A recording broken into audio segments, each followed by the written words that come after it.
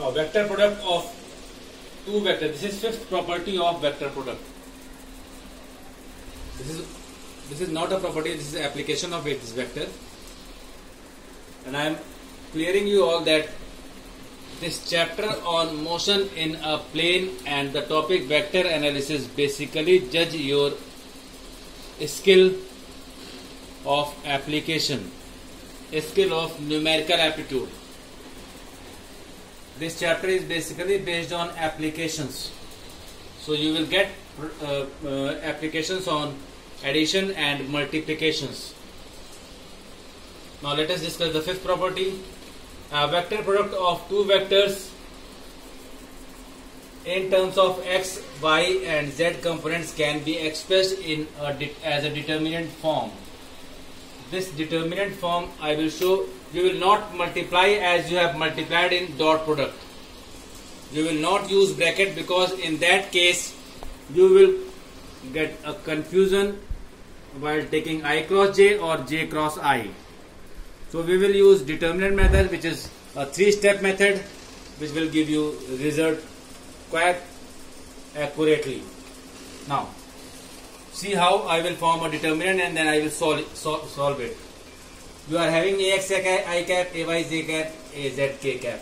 Suppose you are not having z component, then you have to write 0 k cap. Suppose you are not having y component, you will write 0 j cap. That is in 3 dimensions. Now I am showing how you will multiply or go for the vector product. Now here a cross b is equals to, I am going to form a determinant. It is just like matrices as you have discussed in class 10th in mathematics, but we will not use square brackets, we will use only vertical lines. See properly. I will write what is common in these three: I cap, j cap, k cap, I cap, j cap, k cap. I will write this on the top of this format: I cap, j cap, and this is k cap. Now, which is the first vector? First vector is vector A. You all know that A cross B is not equals to B cross A. So, which is the first vector? Vector A. I will write all the constants of these x component, y component, z component below their unit vectors. So, I cap, I am writing it as AX because first vector is A. This is AY and this is AZ. Now next is B. Constant attached with I cap is Bx, this is By, and this is Bz. Now how to go for solving it? How to go for solving it? So you have to mark with your pencil. This is always considered as positive, this is negative, this is positive. This is the second step. Now this is plus I cap. I am writing it I cap plus I cap. You can write it I cap. Now this is important. I cap. How to solve cross product with the help of determinant. There is no confusion regarding I cap or j cap. Order is changed or not. But here I cap, j cap, k cap, I cap. I have taken I cap. So I will hide this column and this row. I will hide this column, this row and this column. So how much? Say for example, I am hiding this one in this case and this one in this case. So 4 elements are left. Multiply them diagonally. AY into BZ.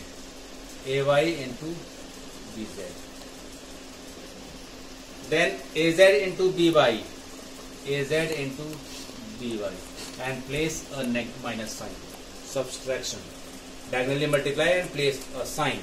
If suppose here it is minus, then you have to take minus and minus becomes plus. Getting? Now, next is minus j cap.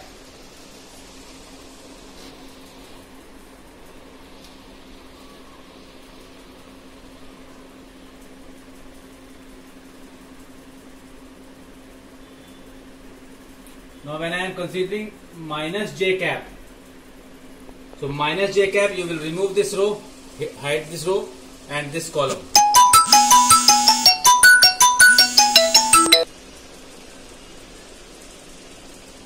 Now minus j cap, so I will hide this row and this column.